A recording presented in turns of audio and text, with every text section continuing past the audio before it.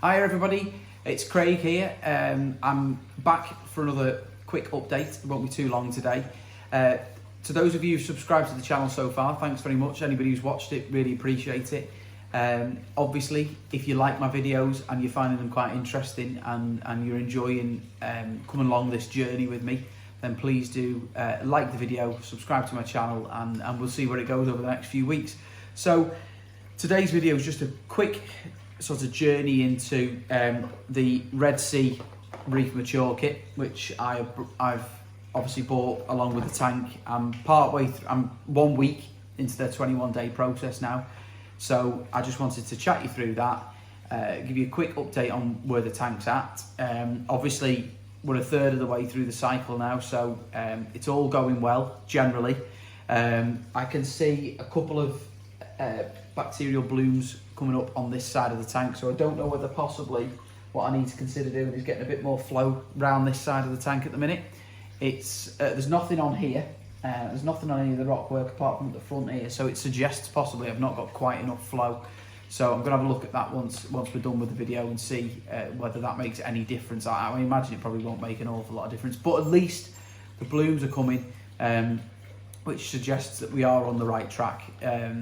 I've actually, just to update you a little bit, it looks as though there's a minor problem with the cycling at the moment, but we'll see what happens over the next few days.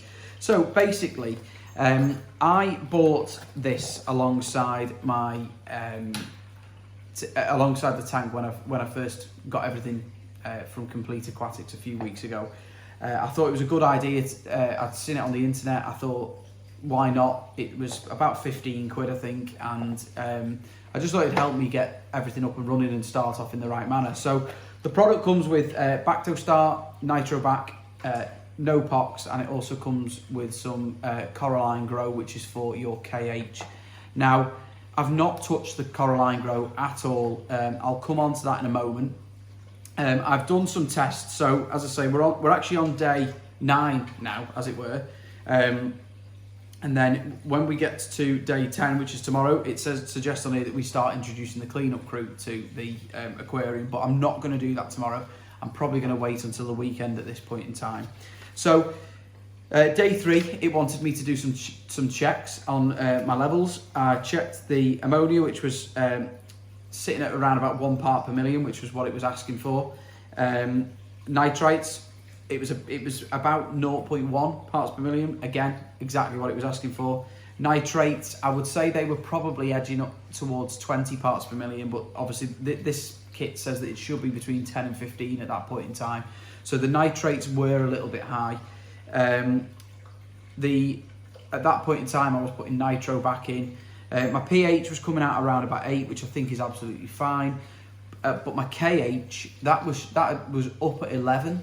I think it was about 11.2. Obviously, it's way too high.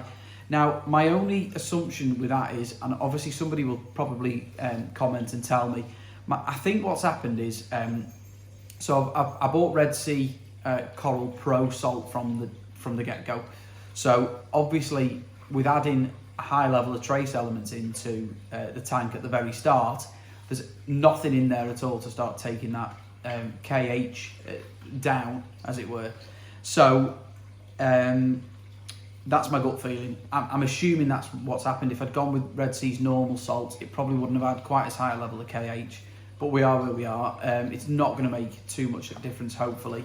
I'm going to probably start with some LPS, torch corals, that sort of thing, as I've mentioned previously. So hopefully once I get something in, I will see some decent-ish growth from those, and we'll obviously start to see the KH drop once they start taking the calcium out of the water.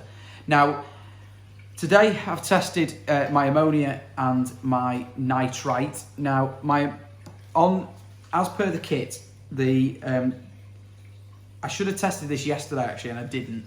But per the kit, it said that the ammonia should be less than 25 parts per million, 0.25 parts per million, sorry, and nitrite should be less than 0.05. So you can see we should be aiming for anywhere in between these two on here, and we should be aiming for this on the nitrite test kit. Now, obviously that's carried on going. It's up to 1.2, I would say, at this point in time, so that is quite high. The nitrite should be running at 0.05. It's actually running probably between 0.5 and 1 at the minute, so it's massively high. My gut feeling is I probably need to do a water change, so I've already done a 5% water change, but I might do maybe a 10% water change tomorrow, just see how things go. I'm loath to change the process with this, but having said that, if I'm not getting the results from this, then I'm going to have to do something myself. So possibly we might have to start looking at whether or not we do a water change, but we'll wait and see. So I would say if this is your first reef tank, then this Reef Mature kit has been fantastic. It just gives you the biological the biological maturation of the tank all in one kit. As I say, I was hoping to get some clean-up crew in tomorrow. I was going to have a trip to the local fish shop, but unfortunately, I don't think now is the right time to get anything in there. One thing that may have caused the nitrite and the ammonia and the nitrite to spike was, so I bought some probiotic marine food, some granulated food. It's really fine. You probably can't even see that on there. I just put a really small handful in the tank because I thought the best thing to do was to try and get things moving along a little bit. That may have been not the right thing to do, but we'll obviously see as time goes by. So I don't think there's nothing too much to worry about. Nothing that a decent water change today won't or tomorrow won't change.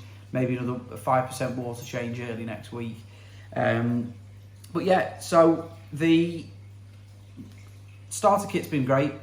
As I say, my levels are running a little bit high from ammonia and from nitrite at the moment.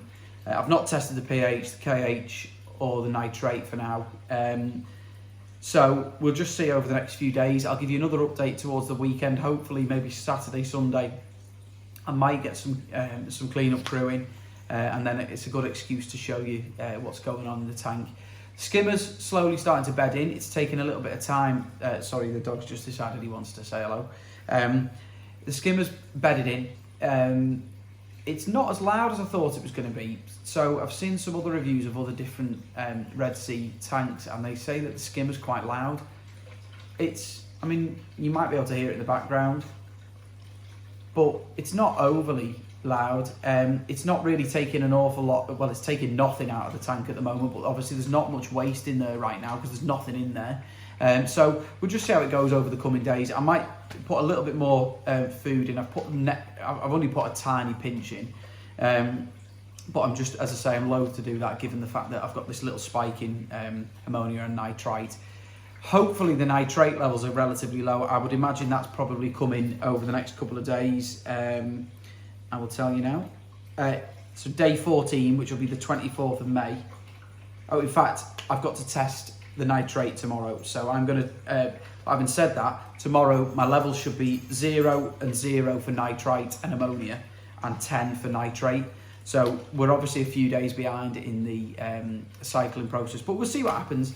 I will give you an update over the next few days. Hope you're all doing well, and as I say, if you are enjoying my videos so far, hopefully you're finding them okay, because I'm quite new to this, as you can probably tell, but I hope you're enjoying them. So if you do like them, please like and subscribe to my channel, and we'll keep the videos coming. Thanks, see you soon.